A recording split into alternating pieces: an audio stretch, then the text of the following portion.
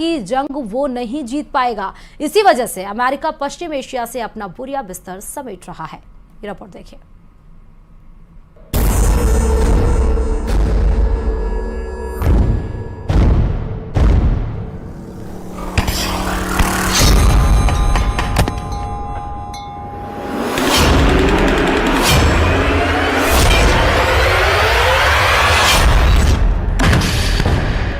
Iran के war game का पूरा प्लान सामने आ गया है।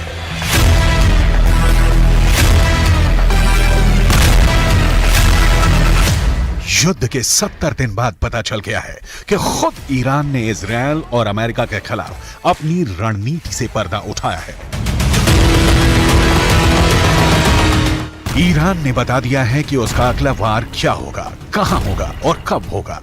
ईरान ये तो पहले ही कह चुका है कि पश्चिम एशिया में बहुत बड़ा धमाका होने वाला है। ऐसा धमाका जो कयामत ला देगा, जो सब कुछ मिट्टी में मिला देगा, जिसे ना इजरायल रोक पाएगा ना अमेरिका।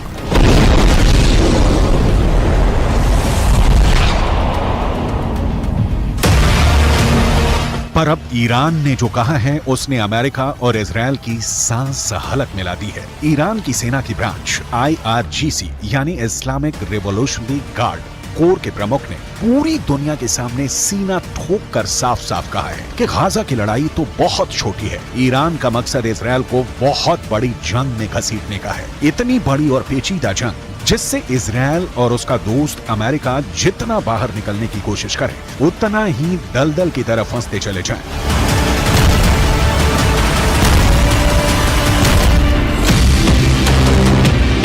ईरान के इस वॉर गेम में तो गाजा बस एक शुरुआती पॉइंट है।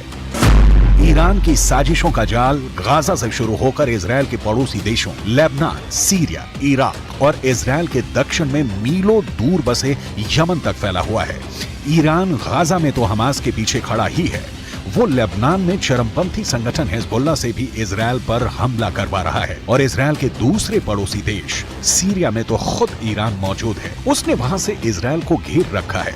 सीरिया और इजरायल के बीच भी आए दिन हवाई हमलों की खबरें आ रही हैं और कुछ वक्त पहले इस लड़ाई में ताजा एंट्री हुई है यमन के हूथी विद्रोहियों की। अमेरिका ने अपने एयरक्राफ्ट कैरियर, लड़ाकू विमान और मिसाइल डिफेंस सिस्टम पश्चिम एशिया में तैनात किए तो ईरान ने यमन में अपने समर्थन वाले हूथी विद्रोहियों को इजरायल के पीछे छोड़ दिया। हूथी विद्रोही फिलिस्तीनियों का साथ देने के नाम पर इजरायल पर मिसाइल छोड़े जा रहे हैं। हूथी विद्रोहियों ने तो यमन के बगल में मौजूद लाल सागर को भी जंग का अखाड़ा बना दिया है। वो वहां से गुजरने वाले हर जहाज पर हमले कर रहे हैं।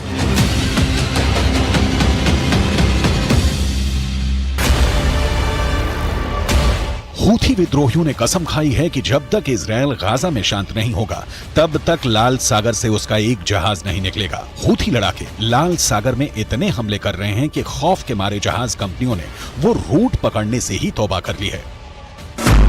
इस वजह से एशिया से यूरोप और यूरोप से एशिया जाने वाले पानी के जहाजों को पूरे के पूरे अफ्रीकी महाद्वीप का लंबा चौड़ा चक्कर लगाना पड़ रहा है, जिससे सफर महंगा हो रहा है और पूरी दुनिया पर उसका असर पड़ने लगा है।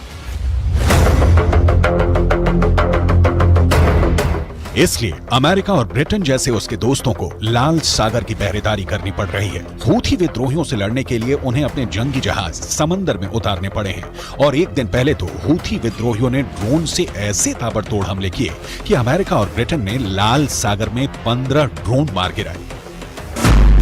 तो क्या ईरान की चाल में फंस गए हैं अमेरिका और इजरायल? अमेरिका और इजरायल अपने ताकतवर हथियारों और पैसे के दम पर गाजा की जंग लड़ रहे हैं, मगर ईरान की IRGC के हेड मेजर जनरल हुसैन सलामी ने दो टूक कहा कि पश्चिम एशिया की जंग न पैसों से जीती जा सकती है न हथियारों से। उन्होंने अमेरिका पर बेहद तीखा वार किया और पूछा कि क्या अफगानिस्तान पर कब्जा अमेरिका को जीत दिला पाएगा? क्या अमेरिका इराक में टिक पाएगा? क्या अमेरिका सीरिया में जीत पाया या उसने वहां सिर्फ पैसा पानी की तरह बहाया? क्या अमेरिका करोड़ों डॉलर खर्च करके लेबनान या यमन में कुछ हासिल कर पाया या फिर उसे हार कर मैदान छोड़ना पड़ा?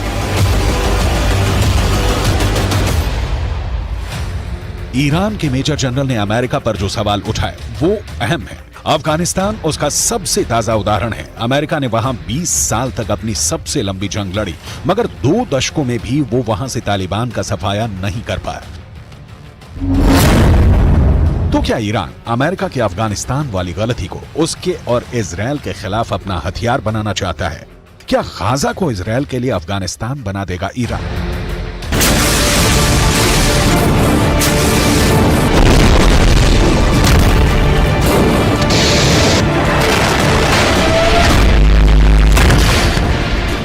क्या ईरान इजरायल का वही हश्र करने वाला है जो इराक, अफगानिस्तान और सीरिया में अमेरिका का हुआ?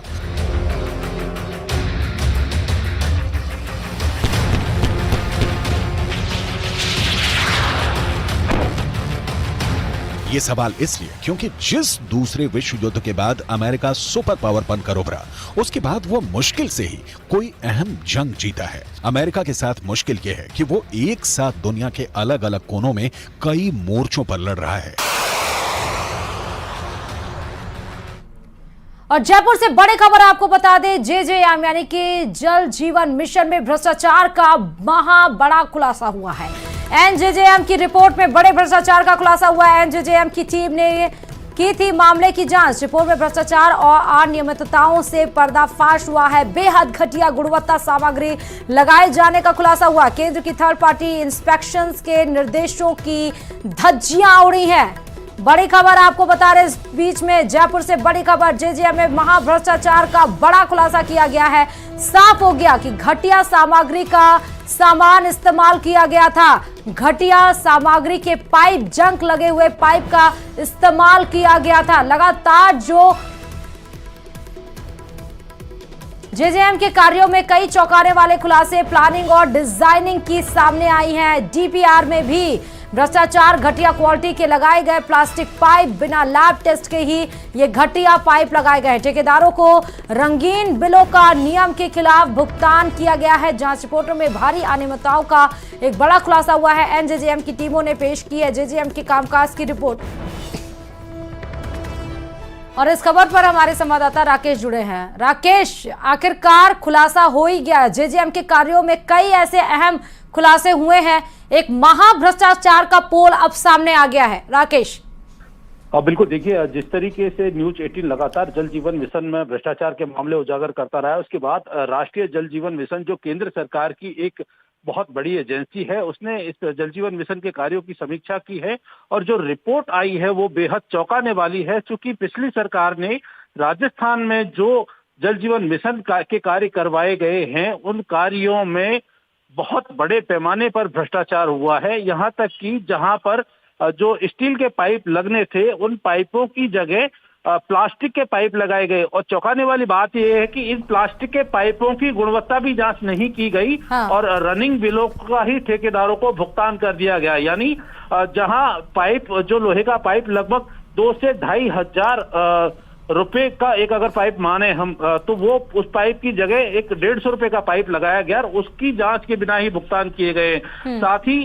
जो एक हमेशा डिजाइन और जो अप्रूवल का जो एक कंसेप्ट होता है, ड्राइंग डिजाइन, उसकी बिना अप्रूवल के ही निर्माण कार्य शुरू किए गए। यानी जो नींव रखी गई जल जीवन मिशन के कार्यों की, उनमें भी भ्रष्टाचार सामने आया है। जल जीवन मिशन के कार्यों के लिए एनजेजेएम की टीम ने राजस्थान के कई जिलों का दौरा किया। उन तमाम जिलों में जब जांच की गई तो ये सामने आया कि इस भ्रष्टाचार में सिर्फ ठेकेदार ही शामिल नहीं थे, बल्कि जलदाय विभाग के उच्च अधिकारी भी शामिल थे। क्योंकि जिस तरीके से भुगतान किया गया है कार्यों का, वहां पर थर्ड पार्टी इंस्पेक्शन के दिशा निर्देश जो है केंद्रीय जल शक्ति मंत्रालय ने जारी किए थे और थर्ड पार्टी इंस्पेक्शन के बाद ही इन बिलों का भुगतान होना था। लेकिन यहाँ राजस्थान में जो निर्माण कार्य हुए हैं, उनकी जांच के लिए थर्ड पार्टी के लिए मैन पावर ही नहीं था। यानी बिना कार्यों की गुणवत्ता, बिना निर्माण सामग्री की गुणवत्ता की जांच के ही जो अधिकारियों ने ठेकेदारों को बिलों का भुगतान किया है।